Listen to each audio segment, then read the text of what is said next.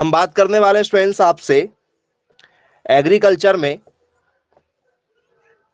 Animal के ऊपर, पशुपालन के ऊपर। और स्टूडेंट्स पशुपालन में हमारा जो टॉपिक है वो है स्टूडेंट्स पोल्ट्री का। ठीक है, तो स्टूडेंट्स पोल्ट्री जो है, ठीक है, कुछ लोगों को, ठीक है, यदि यहां से क्वेश्चन यदि पूछ लिया जाए तो अभी देखिए आप बताइएगा पोल्ट्री का जो संबंध स्टूडेंट्स, क्या ये, ठीक है, मुर्गी से है? क्या स्टूडेंट्स इसका संबंध तोते से है? या स्टूडेंट्स इसका जो संबंध है वो खरगोश से है? या इसका संबंध स्टूडेंट्स ऑल ऑफ दीज?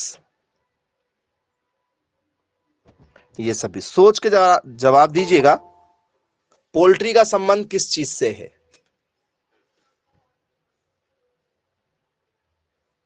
जी, और कोई बताना चाहता है पोल्ट्री? जी, एनीवन?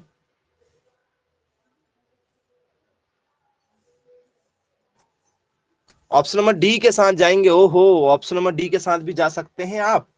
Wow, very good.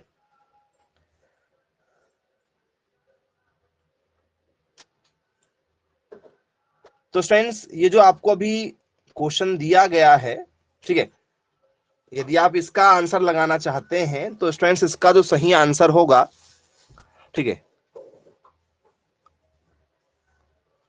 वो होगा मुर्गी। क्या होगा?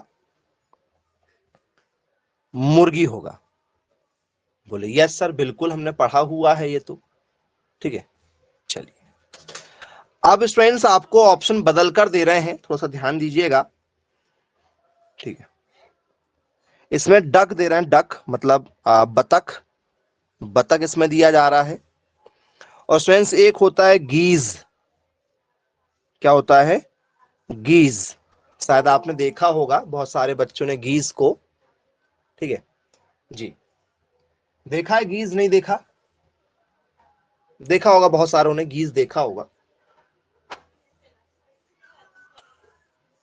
चलिए कोई बात नहीं, जिनने गीज को नहीं देखा है, ठीक है, तो आपको गीज भी दिखा देंगे स्टूडेंट्स, गीज कैसा होता है। आइए, ठीक है, गीज दिखाते हैं। आंसर बताओ पहले तो, किस आंसर के साथ आप जाना चाहेंगे इसमें? ठीक है, ऑप्शन नंबर डी के साथ जाएंगे आप अब? जी,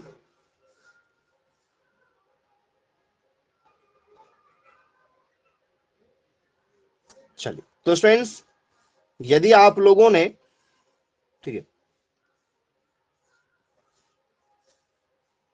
नदी में कुछ ऐसे एनिमल को देखा होगा, पक्षी को देखा होगा, देखा है क्या, जो बदक के जैसे दिखाई देता है? बदक के जैसे दिखाई दे रहा है? बदक नहीं है, लेकिन बदक नहीं है, बत्तख अलग होता है, ये गीज है आपका। ठीक है, तो स्टूडेंट्स मुर्गी पालन, बतख पालन और गीज पालन, इन सभी को पोल्ट्री में रखा गया है। तो पहला डाउट तो आपके मन का ये दूर हो जाना चाहिए कि मुर्गी पालन को ही बस पोल्ट्री में रखा गया और किसी को नहीं रखा गया है। ठीक है, तो ये आपके मन का जो भ्रम है उसको दूर कर दीजिएगा। चलिए, आई होप कॉन्सेप्ट समझ में आ गया होगा। अकेला मुर्गी पालन जो है वो पोल्ट्री का हिस्सा नहीं होगा। चलिए अब स्टूडेंट्स इसके बाद में, ठीक है, हम, ठीक है, जो बात करेंगे वो तो हमारी बात होगी किस पर? चिकन के ऊपर ही होगी, मतलब मुर्गी पालन पर ही हम चर्चा करेंगे। ठीक है, और मुर्गी पालन पर स्टूडेंट्स जब हम चर्चा करेंगे तो हमारे लिए कुछ इंपॉर्टेंट क्वेश्चन है जिससे ही हम शुरुआत करेंगे। क्वेश्चन के साथ इस टॉपिक को धीरे धीरे आगे लेकर चलेंगे। ठीक है, तो हम बात करेंगे स्टूडेंट्स आज इनके स्ट्रक्चर को लेकर, इनकी संरचना को लेकर। शायद अपने मुर्गी को देखा होगा, ठीक है, ऐसा कोई तो नहीं जो दूसरे ग्रह से आया हो जिसने आज तक मुर्गी को नहीं देखा है? कोई दूसरे गोले का? नहीं है, सब इसी गोले के हैं। चलो अच्छी बात है भाई। तो स्टूडेंट्स यदि आप जानते हैं तो जरा बताइए। ठीक है, दी beak of the beak of chicken is called as। जी, क्या कहा गया है? क्वेश्चन है हमारा, मुर्गियों की चोंच को कहा जाता है। मुर्गियों की चोंच को क्या कहा जाता है? मुर्गियों की चोंच को यदि आपने देखा होगा तो क्या कहते हैं स्टूडेंट्स मुर्गियों की चोंच को? बताइए, एनीवन? देखा मुर्गियों की चोंच? बोले हाँ सर देखा तो है। मुर्गियों की चोंच को किस नाम से जाना जाता है? चलिए, तो ऑप्शन है आप लोगों के पास में। पहला ऑप्शन, क्या मुर्गियों की चोंच को हम लोग कल के नाम से जानते हैं? कल। या इसको जो है वो बिल के नाम से जानते हैं, या इसको हम लोग जो है वो क्लच के नाम से जानते हैं, या इसको जॉ के नाम से जाना जाता है? जी, किस नाम के साथ जाना जाता है? कल, बिल, क्लच और जॉ। बताइए।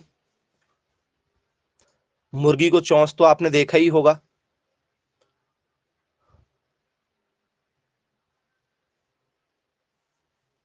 ऑप्शन सी के साथ जाएंगे।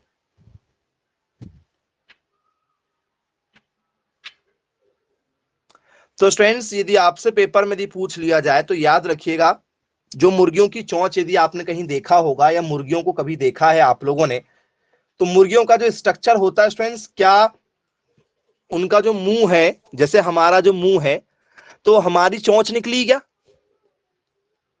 हमारी चोंच निकली है? बोलो सर नहीं। मतलब ऐसी कोई विशेष उनकी चोंच नहीं होती है। जैसे आप बतख की देखेंगे, यदि आप बतख की देखेंगे तो बतख की ज्यादा लंबी चोंच निकली हुई है बतख की चोंच लंबी। बतख की यदि आप चोंच देखेंगे तो उसकी चोंच ऐसी मिल जाएगी आपको, इतनी लंबी। मुर्गी की चोंच आपको छोटी सी मिलेगी, बिल्कुल बिल्कुल छोटी सी, जो उसके जबड़े के साथ ही जुड़ी हुई है। जो उसके जबड़े के साथ ही जुड़ी, अलग से कोई चोंच थोड़ी है, उसकी जबड़े के साथ जुड़ी हुई है, तो उसे कहा जाता है जो। उसे क्या कहा जाता है? जौ कहा जाता है। अब यदि यही क्वेश्चन आप लोगों को चिकन की जगह किसके लिए पूछ लिया जाए? डक के लिए पूछ लिया जाए, क्योंकि पोल्ट्री में आपसे बतख के बारे में भी आएगा। ठीक है।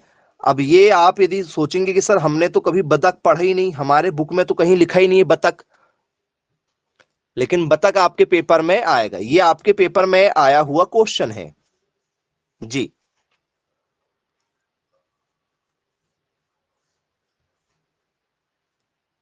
बतख की चोंच को क्या कहते हैं? तो बतख की जो चोंच होती काफी लंबी होती है स्टूडेंट्स, इस बतख की चोंच को कहा जाता है बिल। बतख की चोंच को क्या कहते हैं? बिल के नाम से जानते हैं। याद रखिएगा, ये क्वेश्चन भी आ चुका है, क्योंकि बतख आपसे पेपर में, ठीक है, ट्रेंडिंग बना हुआ है, क्योंकि आपको इसकी सटीक जानकारी नहीं होती, बतख के बारे में आपने पढ़ा नहीं है। लेकिन आपको पता है कि बतख फार्मिंग बहुत ज्यादा जोर शोरों पर चल रही, क्योंकि जैसे मुर्गियों के अंडे को खाया जाता है, तो क्या बतख के अंडे को भी खाया जाता है? हाँ, आपने नहीं खाया होगा, आपने मुर्गियों के भी नहीं खाया होगा, लेकिन है मार्केट में, बतख के अंडे को खाते हैं। जी बिल्कुल खाया जाता है। ठीक है। तो बतख के बारे में भी आपको जानकारी होना बहुत ज्यादा जरूरी है। तो मुर्गी के चोंच को कहा जाता है जौ, क्योंकि उसके जबड़े से वो जुड़ी हुई होती है। बोले चलो ठीक है भाई, क्लियर है। अब स्टूडेंट्स, इसके बाद में, ठीक है, कुछ इंपॉर्टेंट क्वेश्चनों के साथ शुरुआत करेंगे। जी, क्वेश्चन हमारा बनेगा जी, वेटल से। ये क्या है बच्चों? यदि आपसे पेपर में पूछ लिया जाए कि भैया बैटल क्या चीज है, एनीवन कोई बताना चाहता हो इसके बारे में? जी, बैटल इज अ, बाटल्स है, क्या है बच्चों ये? जी,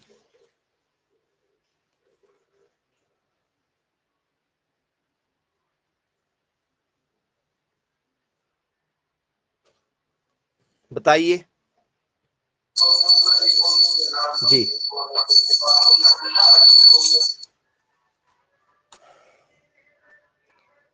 बाटल्स क्या चीज है बच्चों?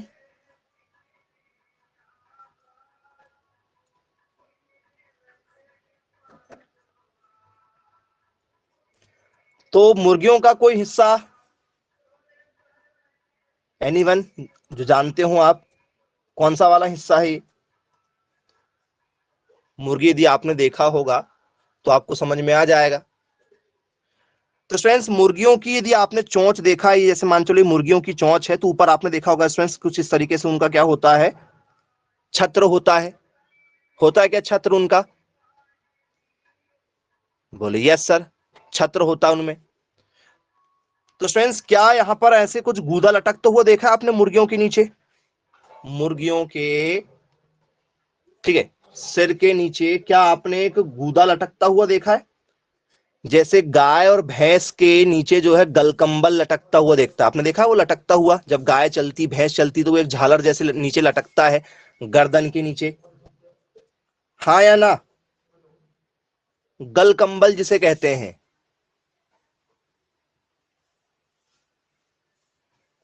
बोले यस सर, बिल्कुल देखा है। तो वैसे ही मुर्गियों में भी होता है, वैसे ही किसमें होता है? मुर्गियों में भी होता है। आइए दिखा देते हैं आपको कि कैसे होता है। ठीक है, शायद आपने ना देखा हो। चलिए,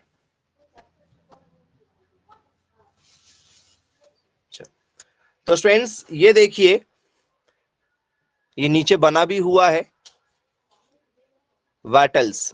देखा आपने? मुर्गियों की जो चोंच है उसके नीचे बोल दो, या उसका जो सिर है उसके नीचे वाले भाग को हम लोग क्या बोलते हैं? वाटल्स के नाम से जानते हैं।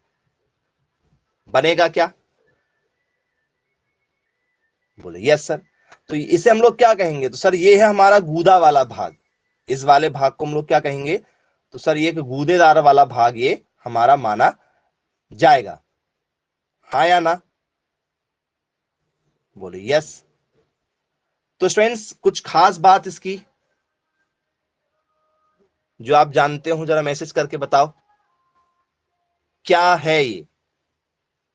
जी, क्योंकि पेपर में जो क्वेश्चन बनते हैं आप लोगों के, ठीक है, तो स्टूडेंट्स ये आपका जो है, ठीक है, ये आपके विंग्स हैं। विंग्स मतलब पंख है। क्या ये हमारा पंख है? क्या स्टूडेंट्स ये हमारी चिन है? चिन जिसे हम लोग कहते हैं ठोडी, ठोडी जैसे आपकी ठोडी है, ठीक है। या स्टूडेंट्स ये हमारे जो है, ठीक है, कॉम्ब है, कंगी है ये हमारी, ठीक है। या स्टूडेंट्स ये हमारा, ठीक है, सब कुछ है, ऑल ऑफ दीज, ये सभी।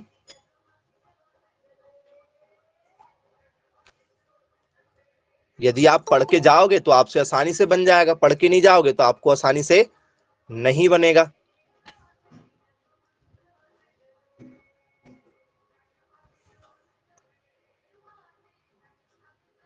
तो जो हमारा बाटल्स है स्ट्रेंथ्स, ये क्या होती है सर? ये होती है मुर्गियों की ठोडी, ठीक है।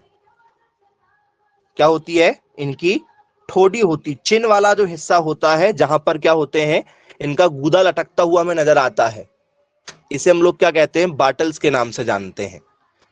तो बन जाएगा। अब यदि आपसे कभी पूछ लिया जाए कि भैया बाटल्स क्या है, तो आप कंफ्यूज तो नहीं हो जाएंगे आप?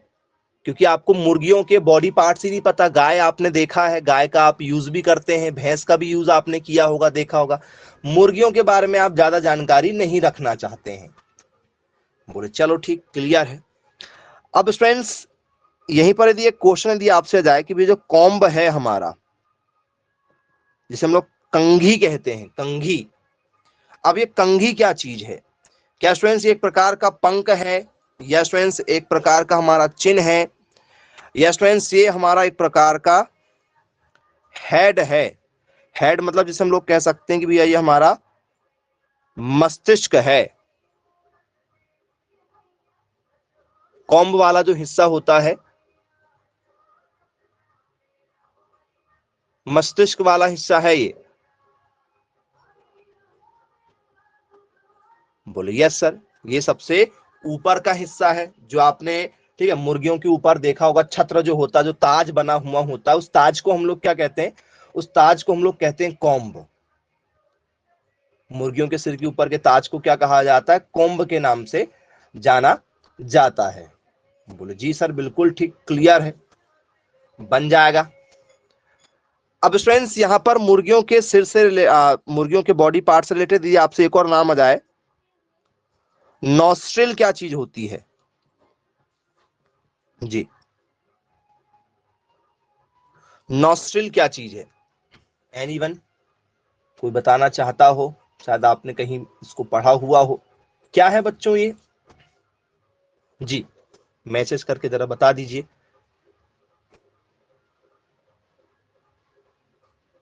हर बच्चे बच्चे को पता होता है। जी, एक छोटा सा बच्चा भी यदि होगा ना, जो स्कूल जाने लगा है, उससे यदि आप बॉडी पार्ट्स पूछोगे तो वो बता देगा आपको। ठीक है, क्या स्टूडेंट्स ये हमारे विंग्स होंगे? क्या ये हमारे पंख होना चाहिए? या स्टूडेंट्स ये हमारी आई होगी, आंख को हम लोग कहेंगे?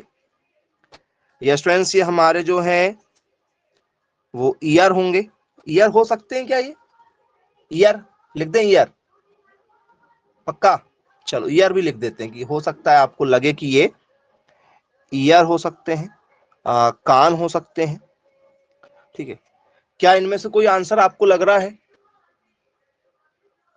जी, या स्टूडेंट्स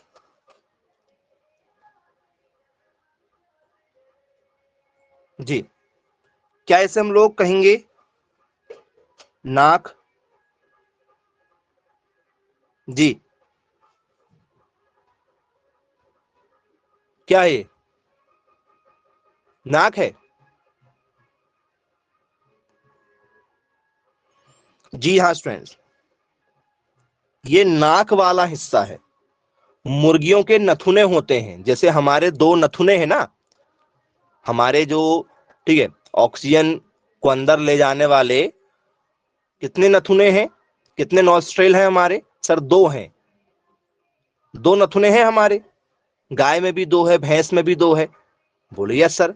मुर्गियों में भी कितने हैं? मुर्गियों में कितने नथुने होते हैं? सर आज तक कभी मुर्गियों को पास से नहीं देखा हमने, तो कैसे बता देंगे कि कितने नथुने होते हैं? मुर्गियों में भी कितने नथुने होते हैं स्टूडेंट्स? दो ही होते हैं। ठीक है, कितने नथुने होते हैं?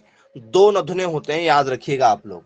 ठीक है, क्योंकि आप बॉडी पार्ट्स के बारे में ज्यादा नहीं जानते हैं तो प्रॉब्लम आपको ना हो। तो ये आपसे इतने क्वेश्चन जो है वो बॉडी पार्ट से रिलेटेड अभी तक पूछे जा चुके हैं। यदि आता है तो आप सभी लोगों से बनना चाहिए। चलिए, अब स्टूडेंट्स कोई भी मुर्गी यदि अंडा देती है, मुर्गी जैसे आपने पाला तो भैया अंडा तो जरूर देगी। बोले हाँ सर बिल्कुल अंडा देगी। तो फ्रेंड्स मुर्गी ने आज अंडा दिया तो क्या ये अंडे से आज के आज चूजा बाहर निकल जाएगा क्या? चूजा जिसे हम लोग बोलते हैं चीक, मुर्गी के अंडे से क्या चूजा तुरंत बाहर निकल जाता है क्या?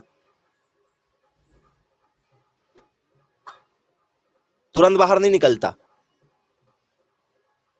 21 दिन बाद निकलता है। ओके, कुछ लोग कह रहे हैं कि सर ये 21 दिन बाद निकलता है। ठीक है, अंडे से जो छोटा सा बेबी निकलता है जिसका नाम होता है चूजा, जिसे हम लोग चीक के नाम से जानते हैं, वो 21 दिन बाद निकलता है। तो फिर ये 21 दिन रहता कहां है बच्चों? 21 दिन कहां रहता है ये?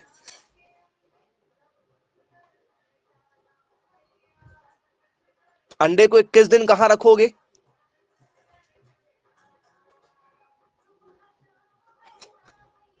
जी, इकट्ठा करके रख लेंगे एक बोरी में भर के, किसी बर्तन में रख लेंगे, किसी बोरी में भर के रख देंगे, एक कॉर्नर में निकल जाएंगे। 21 दिन बाद उसको अलग कर देंगे, 21 दिन बाद चूजे निकल जाएंगे उसमें से। जी, क्या करेंगे भाई, कहां रखेंगे 21 दिन तक? तो स्टूडेंट्स 21 दिन तक रखा जाता है एक, जैसे आपके घरों में फ्रिज होती ना, फ्रिज, जैसे आपके घरों में फ्रिज होती है, वैसे स्टूडेंट्स एक यंत्र होता है जिसका नाम होता है इनक्यूबेटर। जी, यंत्र का नाम क्या होता है?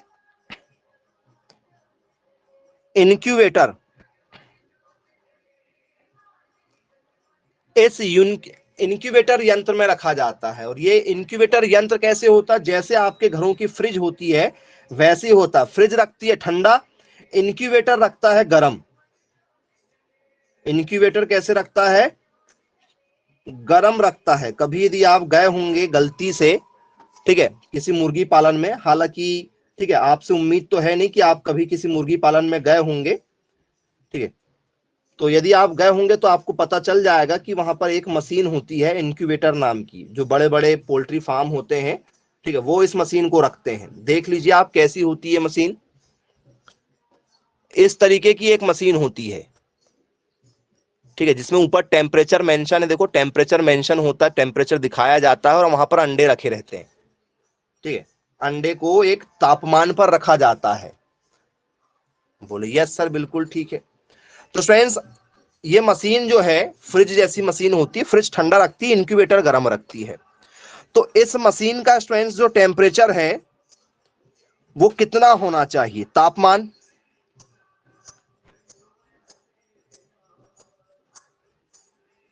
जी, इस मशीन का टेम्परेचर क्या रखना चाहिए हमें?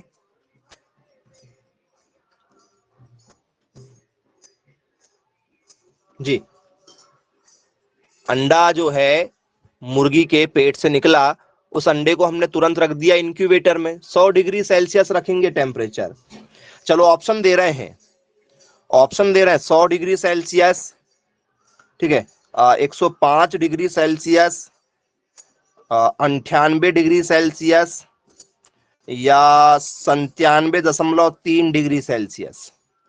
बताइएगा बच्चों किस टेम्परेचर पर रखते हैं, सोच समझकर जवाब दीजिएगा। जी,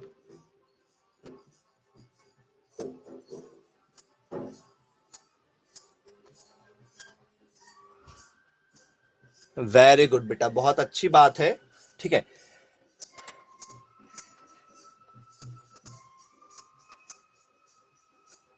जी, तो आप जाना चाहते हैं,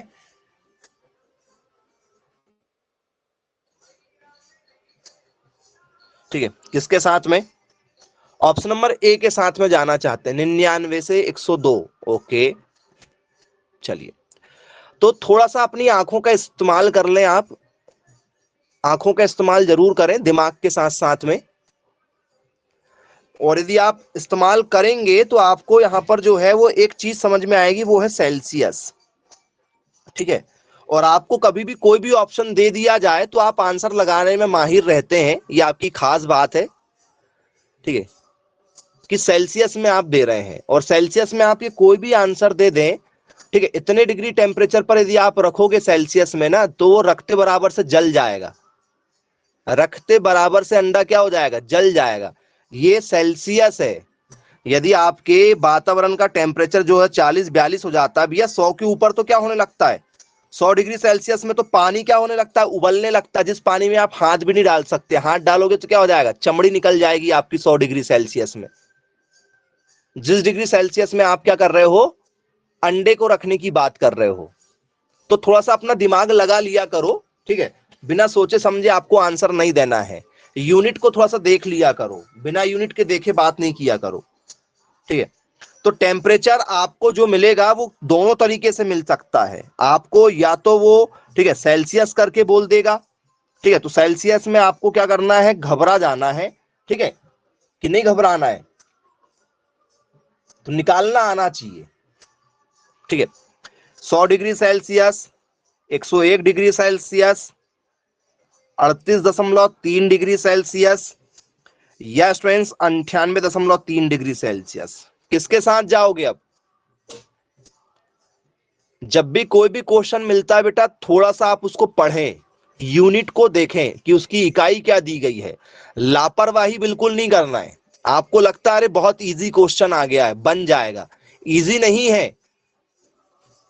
थोड़ा सा सोचना पड़ता है। तो यदि सेल्सियस में यदि आया तो सेल्सियस में ये होगा, सेल्सियस में क्या हो जाएगा, ये हो जाएगा। और यदि यही क्वेश्चन यदि फ़ारेनहाइट में यदि हो जाए, फ़ारेनहाइट में हो जाए, अब क्या होगा आंसर जरा बताना, किस आंसर के साथ जाओगे? जैसे अंडा जो है, ठीक है, मुर्गी ने दिया तो उसे किस टेम्परेचर पर रखेंगे?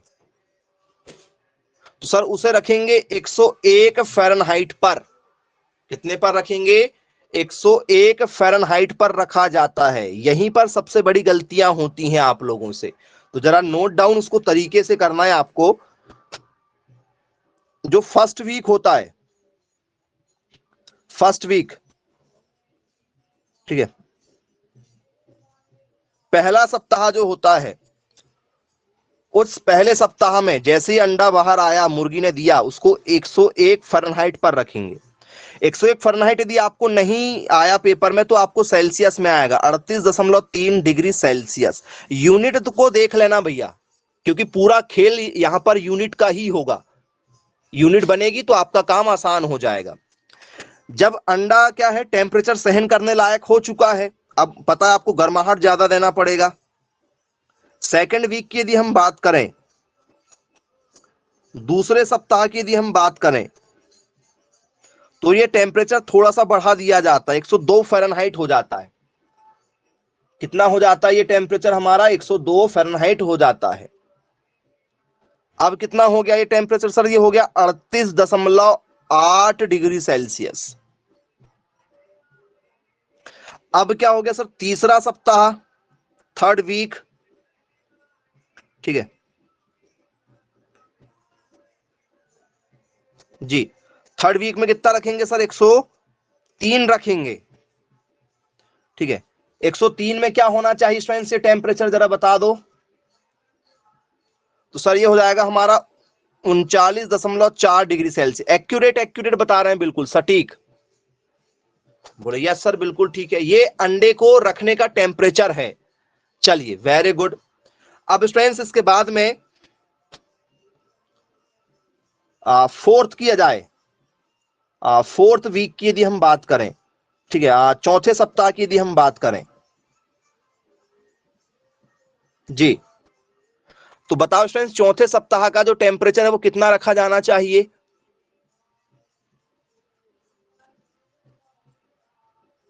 चौथे सप्ताह का टेम्परेचर कितना रखा जाना चाहिए? 104 रखना चाहिए। Very good, okay. चलो ऑप्शन दे रहे हैं, क्या 104 फ़ारेनहाइट रखना चाहिए, या 105 फ़ारेनहाइट रखना चाहिए, या 103 फ़ारेनहाइट रखना चाहिए? जी,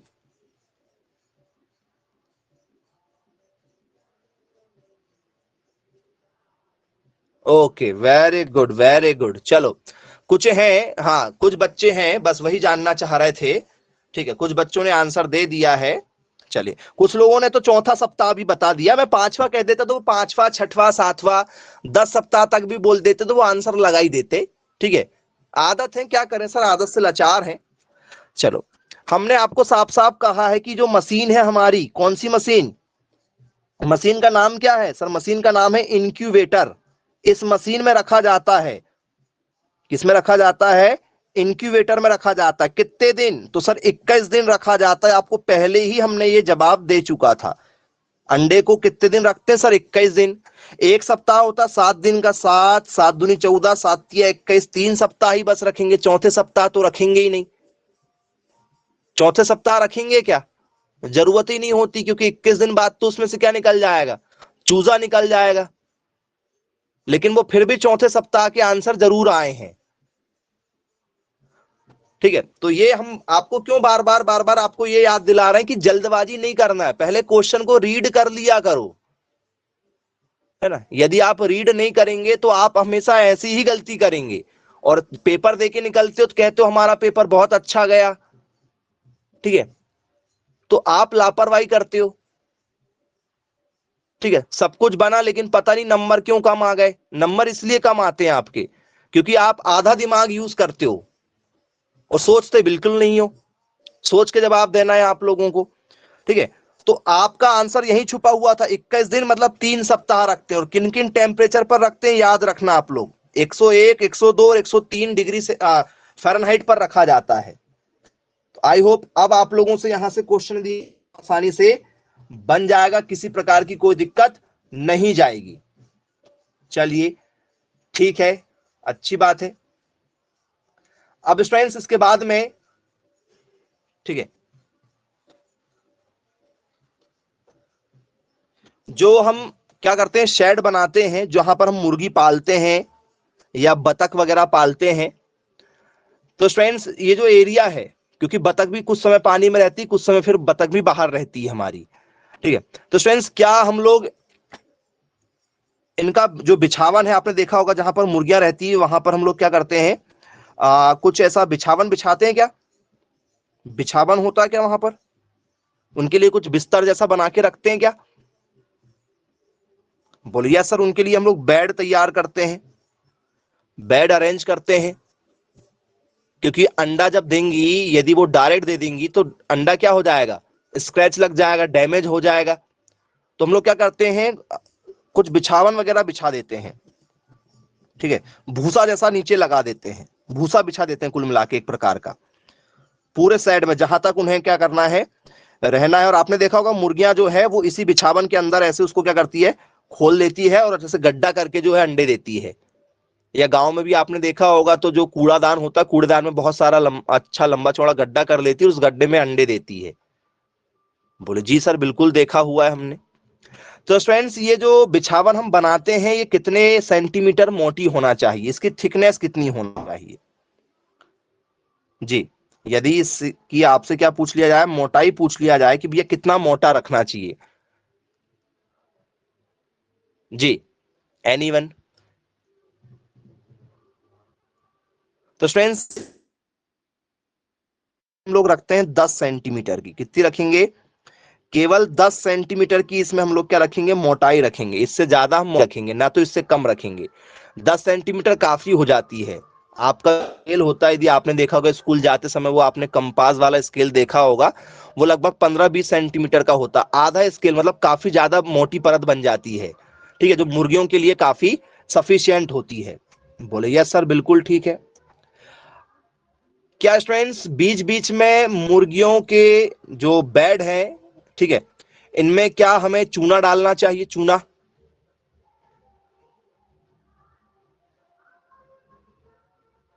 बोले यस सर, चूना डालना चाहिए।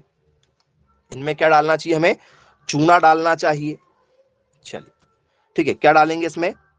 वो सर इसमें हम लोग चूना डालेंगे। अब चूना क्यों डाला जा रहा है बच्चों, कारण बताओ। चूना जो है क्यों डाला जा रहा है, क्या काम है चूने का, एनीवन बताइए।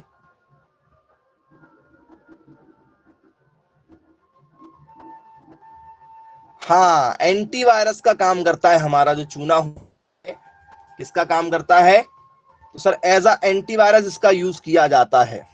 बोले यस सर बिल्कुल ठीक है। चलिए, तो बोले सर इसमें हम क्या डालेंगे, तो सर इसमें हम लोग लाइम डालेंगे। लाइम मतलब होता है हमारा चूना, चूना डालेंगे। चूना कब डालते हैं सर, बारिश के मौसम में चूने का ज्यादातर उपयोग किया जाता है। चूने का ज्यादा से ज्यादा उपयोग कब किया जाता है सर, बारिश के मौसम में। बोले चलो ठीक है भाई, क्लियर है। अब स्टूडेंट्स इसके बाद में, ठीक है, दूसरे क्वेश्चन पर यदि हम आ जाएं, ठीक है, ये बताइए स्टूडेंट्स, जिस भी मुर्गी पालन, ठीक है, के एरिया में आपका जाना हुआ है, तो क्या एक गंदी सी स्मेल आती है क्या? और मैक्सिमम जो पोल्ट्री फार्म बन रहे हैं वो सड़क के किनारे बनते हैं, हाईवे के आसपास ही बनते हैं, और एक बहुत गंदी सी स्मेल आती है यदि आप उस एरिया से होकर गुजरते हैं तो। बोले हाँ सर बिल्कुल आती है। जी, वो गंध जो है वो कौन सी है बच्चों, कौन से पदार्थ की गंध है वो?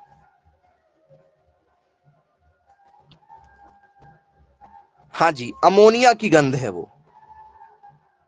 किस पदार्थ की गंध है, अमोनिया पदार्थ की गंध है, अमोनिया, NH3 जिसे कहा जाता है, NH3।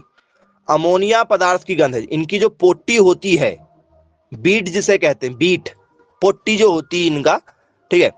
तो फ्रेंड्स इनका जो यूरिन है, पोटी जो होती है इनको, ठीक है, पेशाब जो होती है, इनमें अमोनिया की गंध आती है। इस कारण से क्या करना चाहिए, मुर्गियों के बिछावन से जो गंध आती है इसके लिए क्या मिलाना चाहिए,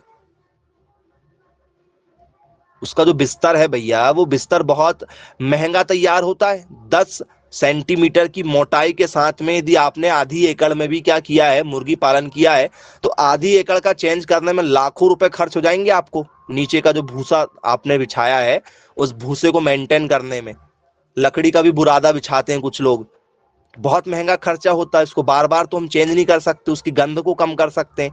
गंध को कम नहीं करेंगे तो मुर्गियां मरेंगी, मुर्गियां नहीं मरेंगे तो इंसान मरेंगे, क्योंकि उतनी गंध में कौन जाएगा। आप किसी सरकारी टॉयलेट में जाके देख लो गर्मी के समय में, आपको भी पता होगा ये चीज तो, क्योंकि अमोनिया की गंध वहां भी आती। सरकारी वॉशरूम में जाके देखो गर्मियों में कैसी तीखी सी स्मेल आती। वही स्मेल किसमें आती, पोल्ट्री फार्म में भी आती है। तो कौन काम करेगा वहां पर। तो इस कारण से क्या किया जाता है स्टूडेंट्स, अमोनिया की गंध को रोकने के लिए सुपर फास्फेट डाला जाता है। क्या डाला जाता है, सुपर फास्फेट। नाम सुना है आप लोगों ने, किसान इसका यूज करते हैं सुपर फास्फेट का, सुना होगा आपने। बोले यस सर, बिल्कुल सुना हुआ है हमने। चलिए, तो फ्रेंड्स ये कुछ काम की आपकी बातें थी, ठीक है।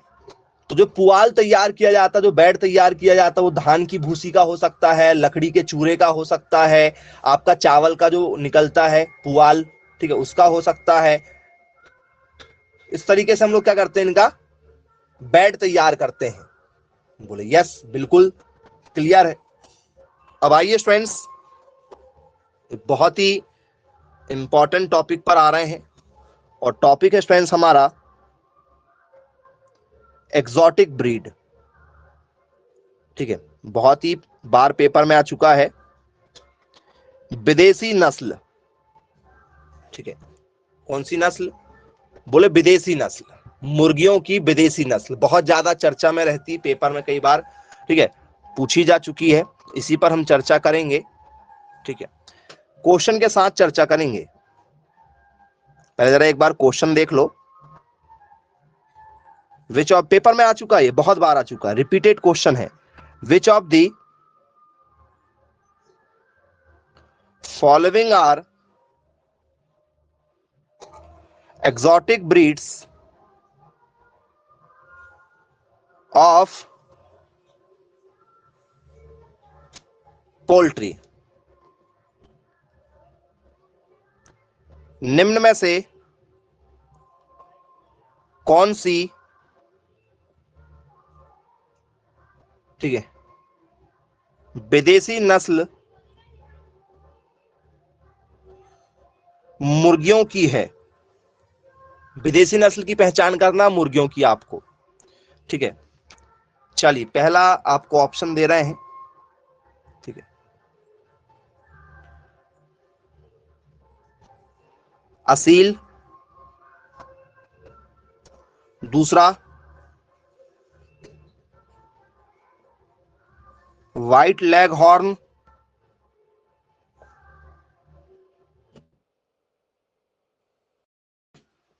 लेग हॉर्न, तीसरा, ठीक है, option A and B, D Kadaknath.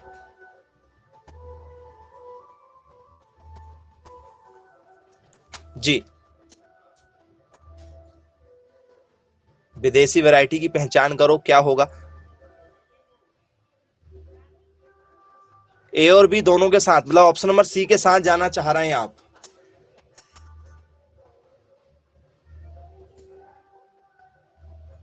जी, तो फ्रेंड्स यदि आपसे पेपर में यदि पूछ लिया जाए तो यहां पर आप सबसे बड़ी गलती कर रहे हैं, यदि आपको इसका आंसर नहीं मालूम है तो।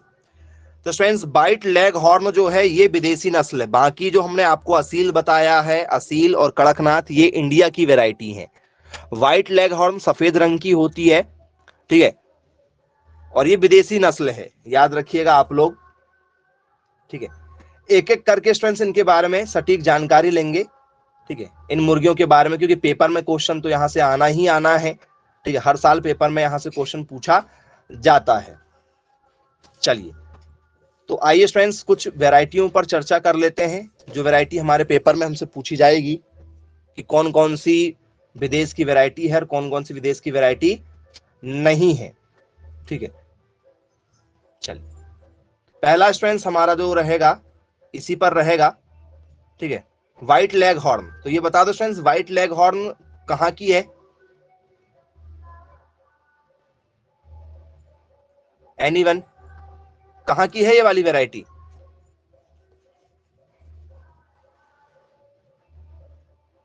जी बताओ बच्चों। व्हाइट लेगहॉर्न नाम की जो मुर्गी है हमारी, जिसे हम लोग बोल सकते हैं सफेद लेगहॉर्न, ऐसा भी लिख सकते हैं, कहां की वैरायटी है? भारत की है, पाकिस्तान की है, नेपाल की है, अमेरिका की है, चाइना की है, ठीक है, इंग्लैंड की है, जहां की भी आपको लग रही है जी, मैसेज करके बता दो जरा। कि सफेद रंग की है इसलिए इसका नाम व्हाइट लेग हॉर्न रखा गया है। अब आपको इसकी जानकारी देना है।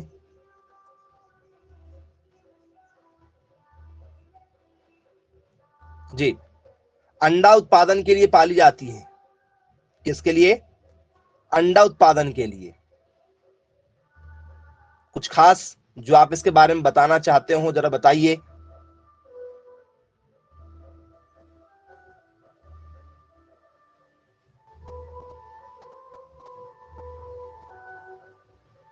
चल, जो भी मुर्गी अंडे देती है उसे हम लोग क्या कहते हैं? उसे हम लोग कहते हैं लेयर। याद रखना, लेयर। अंडे देने वाली मुर्गियों को क्या कहा जाता है? लेयर के नाम से जाना जाता है। जो सबसे ज्यादा अंडा देती है उन्हें लेयर की कैटेगरी में रखा जाता है।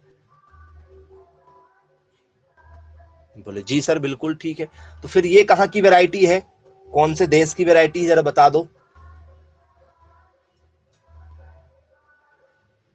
जी, अमेरिका। ओके, और कोई अमेरिका के अलावा?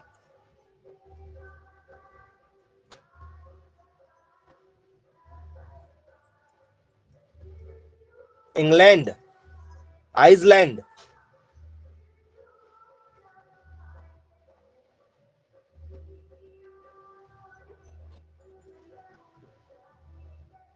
चलो बताओ कौन से देश के साथ इसको जोड़ के पढ़ोगे, क्योंकि पेपर में आया हुआ है, आपको बताना बेटा, और ये आपने पढ़ा है।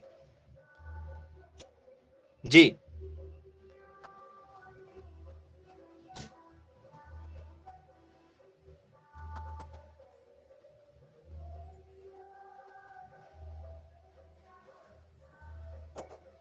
अच्छा।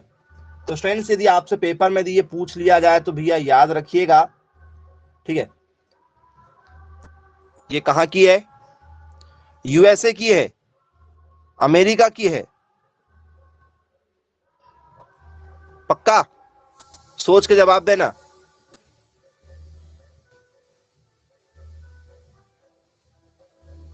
जी, क्योंकि इसको हम लोग एक और नाम से जानते हैं, लिबोर्नो, ठीक है, लिबोर्नो के नाम से जानते हैं इसको। और बता दो, अब सोच के जरा जवाब दे दो, कौन से देश में है ये?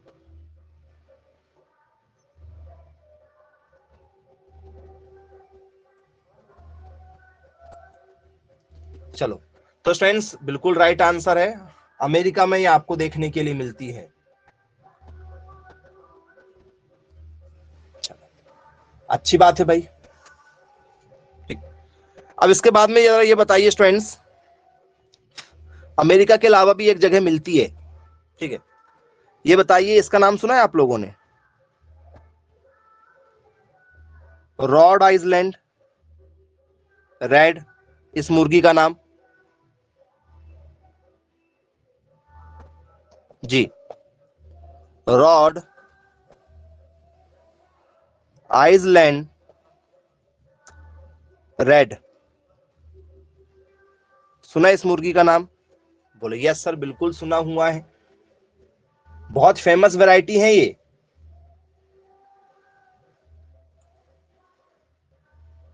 जापान की है ये, पक्का?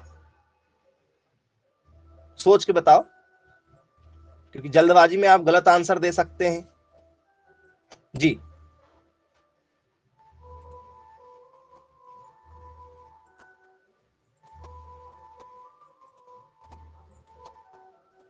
यूएसए की है ये भी वैरायटी। Okay, very good. तो फ्रेंड्स ये कहां की है? तो सर ये आपकी अमेरिका की है। कहां की है? अमेरिका की। हाँ, बिल्कुल सही जवाब आपके द्वारा दिया गया है। कहां की है ये? अमेरिका की वैरायटी है। फिर व्हाइट लेग हॉर्न को बताने में इतना समय क्यों लगा भाई? व्हाइट लेग हॉर्न को बताने में फिर समय क्यों ले लिया आप लोगों ने?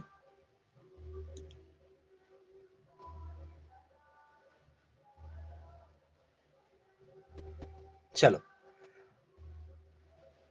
तो फ्रेंड्स कैसी दिखाई देती है? यदि आपसे पेपर में यदि पूछ लिया जाए, ठीक है, क्योंकि फ्रेंड्स ये जो हमारी व्हाइट लेग हॉर्न है ये अमेरिका में तो है, पाई जाती इंग्लैंड में। व्हाइट लेग हॉर्न सबसे ज्यादा कहां पाई जाती? इंग्लैंड में, याद रखना। चलो, अब जरा इसको दिखा देते हैं आपको। वो तो व्हाइट रंग की थी, ये कैसी है? रॉड आइसलैंड रेड जो वैरायटी है ये कैसी दिखाई देती है? आपने देखा जरूर होगा इस वैरायटी को। चलो, नहीं देखा तो आपको दिखा देते हैं। ये है फ्रेंड्स इसका रंग, रॉड आइसलैंड रेड। जी, जो हमारी रॉड होती है ना लोहे वाली, वैसी मटमैला है ना, तो लाल है, रॉड के जैसे है, रॉड वाला, वही वाला रॉड जैसा समझ लो आप इसको। जैसे रॉड में जंग लग जाता है ना, लोहे को लेकर आते हैं हम लोग घर बनाने के लिए, तो उसमें जंग नहीं लग जाता, रस्ट, वैसे वाली रंग का है। प्योर रेड में नहीं है वो, आपने देखा है अभी, जंग लगा जैसा है। तो ये अमेरिका की वैरायटी है। बोले यस सर, बिल्कुल देख लिया हमने वैरायटी को। तो फ्रेंड्स ये किस पर्पस से पाली जाती होगी?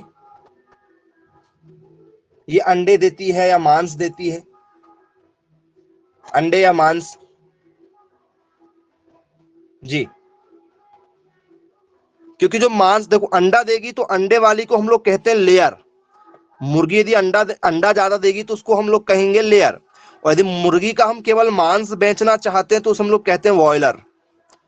मांस बेचने वाले को हम लोग क्या कहते हैं? बॉयलर के नाम से जानते हैं। जिन भी मुर्गियों का मांस बेचा जाएगा वो बॉयलर होगी।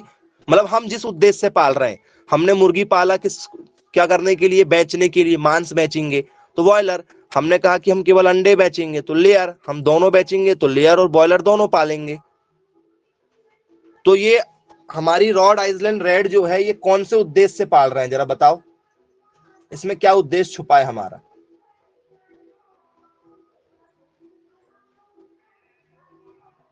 तो बोल सर ये दोनों उद्देश्य से पाली जाती, दोनों उद्देश्य से, लेयर भी उद्देश्य से, बॉयलर भी उद्देश्य से, ये दोनों डुअल पर्पस है। जो दोनों उद्देश्य से पाली जाती है उसमें क्या लिखा रहता है? उसमें लिखा रहता है डुअल पर्पस, मतलब दुई काजी। क्या होती है ये? दुई काजी होती हैं, जिनका मांस भी बेच सकते हैं और जिनका क्या करते हैं? अंडे भी बेच सकते हैं। मतलब दोनों पर्याप्त मात्रा में देती हैं। दोनों का यदि ज्यादा लेवल देखा जाएगा तो दोनों पर्याप्त मात्रा में इसमें हमें देखने के लिए मिल जाएंगे। बोले जी सर, बिल्कुल ठीक है, क्लियर है, बन जाएगा। यहां से क्वेश्चन यदि आपसे पूछ लिया जाएगा तो किसी प्रकार की कोई दिक्कत आप लोगों को इसमें नहीं होगी। चलिए, अब इसके बाद में फ्रेंड्स अगली वैरायटी यदि हमसे आ जाए। जी, ये नाम सुना है कहीं आप लोगों ने? सुना हो तो जरा बता दो कि हाँ सर सुना हुआ है, सुना सुना सा लग रहा है। क्या लिखा है ये नाम? पढ़ के बताओ जरा, क्या नाम है, जरा मैसेज कर दो। तो सर इसको कहते हैं कोचीन। क्या कहते हैं? कोचीन। तो ये क्या कोचीन केरल वाला ये इंडिया की है या विदेश की है? पहचान थोड़ी सी आपको करवाना चाह रहे हैं जिससे आप कंफ्यूज कभी ना हो। जी, कोचीन केरल की है या विदेश की वैरायटी है? ये है कहाँ की कोचीन वाली? इंडिया की है जी नहीं बेटा। कोचिन नाम की जो वैरायटी है आप लोगों की, तीसरे नंबर की है, ये चाइना की है, याद रखना। कोचिन चाइना, कहाँ की है? चाइना की वैरायटी है। दिक्कत नहीं कर लेना बेटा, है ना, बिल्कुल आपको इसलिए इंपॉर्टेंट बता रहे हैं, पेपर में दिया आ गया तो दिक्कत में ना पड़ जाएं आप।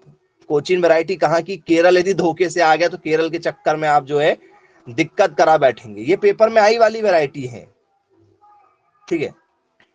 चलिए, अब स्टूडेंट्स आप लोगों से चौथी वैरायटी दिया जाए, कौन सी?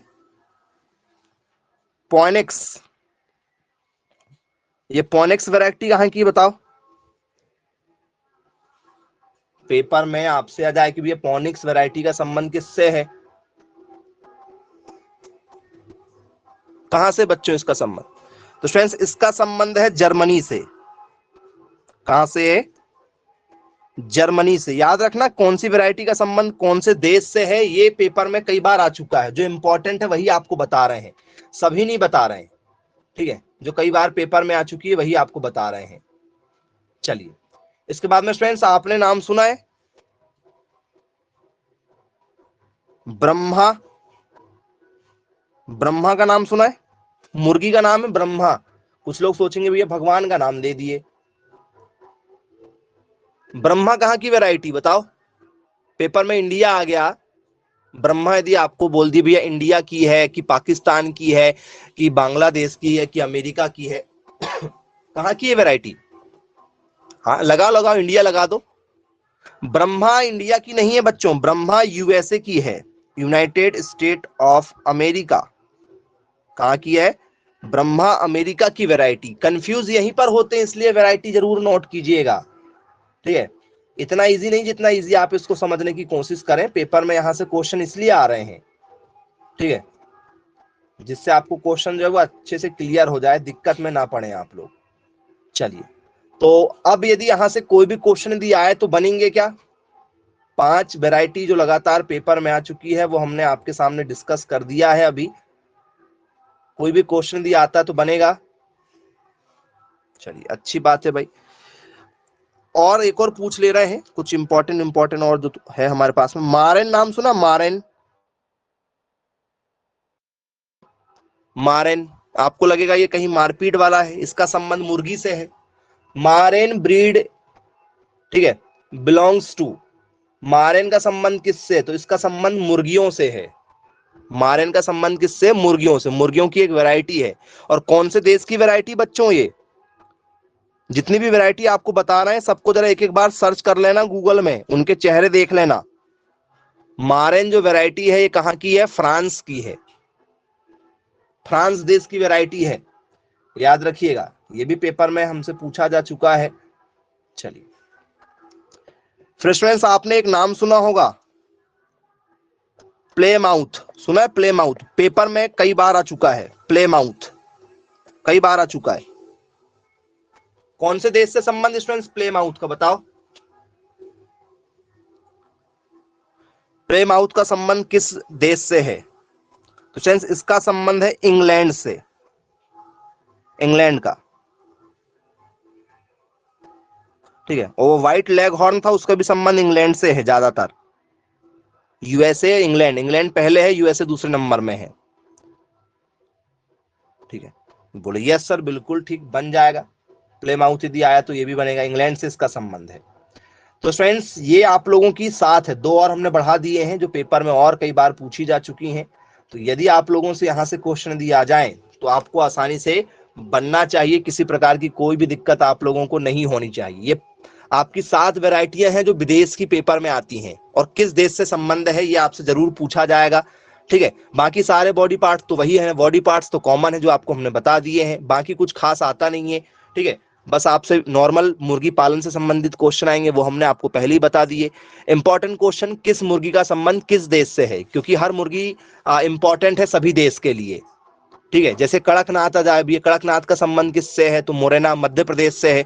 तो सब अपने अपने लिए इंपॉर्टेंट होती, तो ये जरूर आता है कि निम्न में से जर्मनी की कौन सी वैरायटी है मुर्गी की। पेपर में दिया जाए रोज आइसलैंड रेड मुर्गी का संबंध किस देश से है, ऐसे पेपर में आते हैं। प्ले माउथ मुर्गी का संबंध किस देश से है, कौन सी मुर्गी भारत में नहीं पाई जाती है, कौन सी मुर्गी भारत में पाई जाती है, कौन सी मुर्गी का संबंध अमेरिका से है या अमेरिका से नहीं है, तो तब हमें ये सारे क्वेश्चन, ठीक है, पता होना चाहिए, पूरे फैक्ट वाले क्वेश्चन है, ठीक है। तो इनके यदि आप नाम देखना चाहें चेहरे के साथ में तो एक आध बार आप चेक करके देख लीजिएगा, नहीं तो आपको इनको एक दो बार पढ़ना है, आपको ऑटोमेटिक बन जाएंगे। तो चलिए ठीक है स्टूडेंट्स, आज की क्लास को फिर यहीं समाप्त करते हैं। Bye bye, take care.